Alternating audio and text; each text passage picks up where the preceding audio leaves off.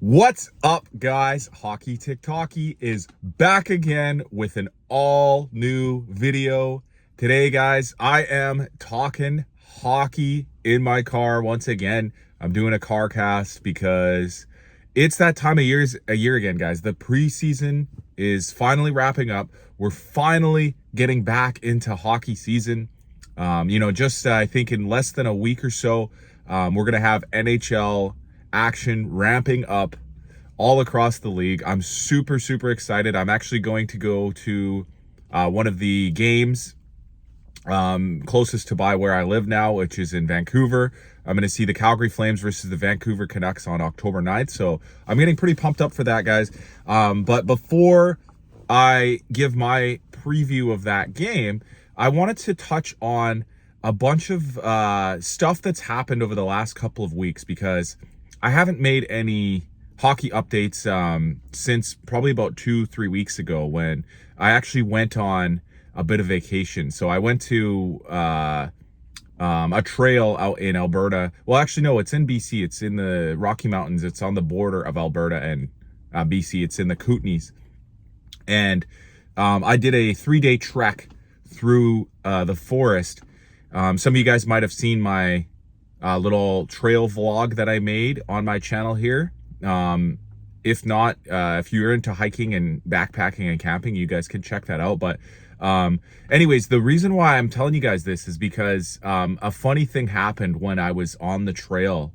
It was the final day of hiking, where basically I had no service on my phone because we're out in the middle of the wilderness. And the way the trail works is you start at one end and then you hike all the way to the other end of another parking lot. So it's like parking lot to parking lot. It's a straight line trail. And on the final day, as I was heading out of the wilderness back to the final parking lot, I met some people that were hiking the opposite direction. I talked to them for a moment, and I was wearing my Calgary Flames hat, and they said, "Oh, you're a Flames fan. Yeah, interesting year for these guys. I think they just signed their that Swedish guy." And in my head, I was thinking, what are they talking about? What Swedish guy? They signed Dustin Wolf. He's not Swedish, he's American. And so the funny thing is I confidently corrected them, and I said, "Oh no, he's not Swedish, he's American. You're talking about Dustin Wolf, the young goaltender. He signed for 8 years." And these folks that I talked to on the trail, they weren't super hockey fans. They just kind of are, in the know a little bit. But anyways, I come to find out later, as I get back into society, as I get back into Wi-Fi, as I get back into the data signals, I go on my phone and I find out that they were talking about Michael Backlund, the team captain from the Calgary Flames. They signed him for an extension for, I think it was two more years. And I just thought it was really funny because I didn't know that they were talking about Michael Backlund, and it was actually pretty surprising, shocking news, because nobody was talking about Michael Backlund, at least in the Calgary Flames world. We were all talking about Dustin Wolf and Connor Zary, because Zary had no contract for most of the summer, and he just signed an extension, or not even an extension. He just signed a new contract with the Flames, just basically a week or so before training camp even started. A lot of people were thinking that he was at risk of missing preseason games or missing training camp, and he ended up signing his new contract. And then I guess the news broke that Michael Backlund signed an extension while I was out in the middle of nowhere. So I didn't even have any idea until I came back into Wi-Fi. I came back into signals. The reason why I wanted to open with this is because it's interesting to note that there's guys out there like Michael Backlund who are near the tail end of their season that are still choosing to become a one jersey player, because a lot of people are speculating on the fact that this might be Backlund's last contract. If he plays out the remainder of it, he'd be playing out this year, the 25-26 season, the 27-28 season, no, the 26-27 season, and then the 27-28 season would probably be his last and he might retire on this contract. Who knows, though? Maybe he'll sign one more. Like, maybe he'll go year to year after that. We don't know. That's kind of too far in the future to predict. But anyways, congrats to Michael Backlund, the captain of the Calgary Flames, for re-signing or, you know, re-upping his contract and committing to staying in Alberta for a little bit longer as the captain of the Calgary Flames. So that was kind of the first thing that I wanted to touch on. The other one is big news that just came out. I think it was yesterday or so. I made a whole video about this guy before I left, and that is the Russian superstar Kirill Kaprizov has now officially signed with Minnesota. So it was speculated that he declined an offer of, I think it was 8 years times $16 million, which would have made him the highest paid player in the NHL of all time. And he declined it, which was kind of shocking news for a lot of people because, you know, if you're offered that big of a contract, how could you go and decline it? Unless maybe he was planning on exiting the city. Like maybe he was thinking of signing somewhere else, or, you know, asking for a trade or something like that. It caused a lot of controversy. You know, on my video response to him declining that offer, I had a lot of Minnesota fans commenting on the video saying, you know, he doesn't deserve that much. You know, he hasn't done anything in the league to deserve this. And I think a lot of people kind of hurt over the fact that it kind of seemed like he wasn't committed to staying in Minnesota for much longer. But lo and behold, now that we're very, very close to the beginning of the season, he has re-upped with Minnesota for 8 years. This time it's 17 million. So he went from an 8-year times 16 million contract all the way up to 8 times 17, which is massive, guys. This now makes him the highest paid player in the league in terms of annual salary and in terms of overall salary, which he's going to earn over the next 8 years. And that's big news, because this resets the bar on how much the top superstar players are going to be able to make. So there's a few other unrestricted free agents out there that I'm gonna get to. I'm gonna talk about them later on in a moment here. But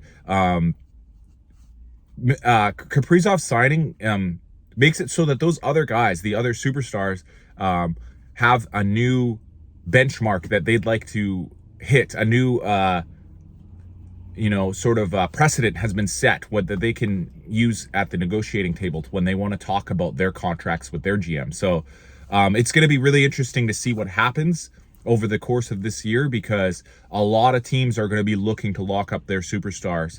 And with their new CBA agreement with the players union, teams are no longer going to be able to offer 8-year contracts. I think starting next year, I think the highest amount of years of term that they're going to be able to offer is only 7 years. So I think a lot of the GMs want to get their big superstars locked up quick. So lastly, I want to talk about a couple other guys, 2 younger players that just got new contracts as well. There was Luke Hughes, one of the Hughes brothers. He was unsigned to begin this season. He just signed a deal with the New Jersey Devils to stay in New Jersey. I think he's making a hair under 10 million. Like correct me if I'm wrong, guys, in the comments, but I believe he got 7 years times 9 million per year. And Mason MacTavish, another young budding star player from Anaheim, was out without contract to begin the preseason this year as well. He just signed a deal. So the Ducks are not going to be without a core piece going forward, because he's on the team. And one of the Hughes brothers, Luke Hughes, has re-upped in New Jersey. So that is big news, because I believe the Vancouver Canucks captain Quinn Hughes, who is actually more of a higher caliber, more elite defenseman. He has openly talked in the summer about the potential of him playing with his brothers, Luke and Jack, who both play on New Jersey. And this was really, really sort of, I don't want to say controversial, but it was very, I want to say maybe scary, or I guess it gave Vancouver Canucks fans are very trepidatious about this. That's what I'll say, because Quinn Hughes is their captain, and he is a superstar. He's a bona fide elite defenseman. He might be one of the best, 5 or 6 defensemen in the entire world right now. Some people even put him all the way up as far as number 1 or number 2 on the list of best defensemen in the world. And if he's talking about playing with Jack and Luke, and the GM of the Vancouver Canucks himself said that the Hughes brothers want to play together, I think it's more likely that one guy moving to New Jersey would be much easier to happen than 3 guys ending up in Vancouver. So, with that being said, guys, if I was a Vancouver Canucks fan, if I was in the camp of the Canucks, I would go into this season with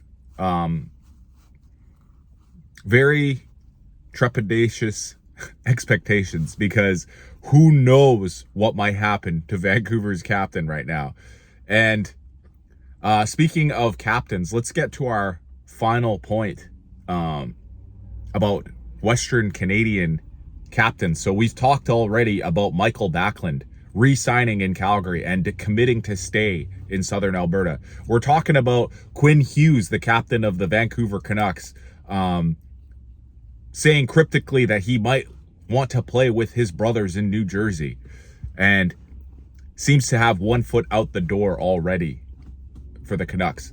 And then finally, we get to the biggest and most elite superstar in the entire world, Connor McDavid, who is the captain of the Edmonton Oilers and is currently unsigned going into the 26-27 season, which means that he is up for grabs. Any single team in the entire league could be and should be in on signing the biggest. I keep saying biggest because he's not physically big. I mean big in terms of his impact on the game, his skill level, and his overall status as a basically Mount Rushmore style player. This guy is a generational talent, and he does not seem like he's long for Edmonton much longer. I listened to an interview earlier this summer with Elliot Friedman of the 32 Thoughts podcast, where Connor McDavid he was asked this question. I'm going to paraphrase it, but he said something like, "What would it take for you to stay in Edmonton?" And he said, and I quote, "Nothing." What would it take for you to stay in Edmonton? Connor McDavid said nothing. What would it take for Connor McDavid to stay in Edmonton? Nothing can keep him there, guys. He is going to leave Edmonton, and he is going to sign somewhere else, and he is fed up with coming in second place year after year and not earning that elusive Stanley Cup. He has one elite finisher with him in Leon Draisaitl. He has one point-munching defenseman in Evan Bouchard. And then he has a cast of very mediocre and unprepared talent that is surrounded around him. So I think he doesn't like that. He wants to play on a team like Florida, which has built a core of players where no matter what happens, you know that they can get it done in the playoffs. You know, their captain, Sasha Barkov, was recently injured in the preseason and will be out for what they're saying is maybe the entire season. He might not even make it to a regular season game this year. And yet the Florida Panthers, they're not scared. They know that they have another chance to win another Stanley Cup. They're not worried. Connor McDavid, he's worried right now. If he doesn't win that Stanley Cup this season, Connor McDavid will leave Edmonton. And for all those Edmonton Oilers fans out there, this is a very, very scary thought because he carries that team. Without Connor McDavid, the Oilers are nothing. So it is going to be a super, super, super exciting season, guys. I can't wait to watch the rest of the NHL season start to unfold. We're getting just a couple more preseason games for most of these teams. And then we're going to have, the first game of the year very shortly. So I'll be updating you guys more frequently then with new podcast episodes and much more videos. I hope you guys enjoyed this one. Thank you all for watching. I really appreciate the support. And don't forget to like, subscribe, and leave a comment about what you thought about this video. Thanks, guys.